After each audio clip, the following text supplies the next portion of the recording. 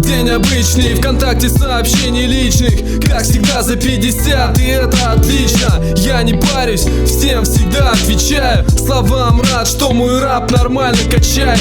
Улыбаешься, глядя на старые фотки, где деревянные дома сменили высотки. Все такие красавчики и красотки, несмотря что на всех китайские шмотки. Карифаны со двора, со школы и дачи. Увы, не со всеми мы так же контачим. Все женились, вышли замуж, детей нарожали, а в детстве мы одновременно дышали. Сейчас все не так, и многих не хватает, но это жизнь, и каждый это понимает. И как бы ни звучало это иронично, детство в душе и на фотокарточках. Я на миг вернусь назад, открыв фотоальбом, где черно-белые фото наполнят мне мой дом. О том, что еще есть близкие мне люди, те, кто не рядом, и тех, которых не забыли. Я на миг вернусь назад, открыв фотоальбом, где черно-белые фото наполнят мне мой дом.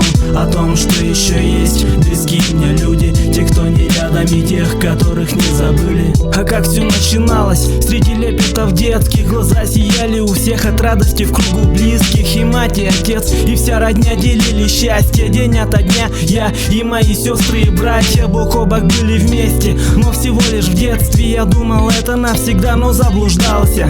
Родня уехала от нас не так уж далеко. Некоторых из них я не видел уже лет 100. Затем наступила в жизни та полоса. В моей семье случилось то, чего не ожидал. На проводы отца дядя приехал поддержать нас. Он был один, его семья осталась жить там. Мне не хватало их в те тяжкие времена. Я был мальцом, не понимал взрослые дела. По мне так просто было решить, кто с кем будет жить. Но так или иначе детством буду дорожить.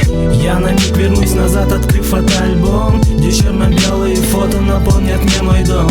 О том, что еще есть близкие мне люди, те, кто не рядом, и тех, которых не забыли. Я на миг вернусь назад, открыв фотоальбом, где черно-белые фото наполнят мне мой дом. О том, что еще есть близкие мне люди, те, кто не рядом, и тех, которых не забыли.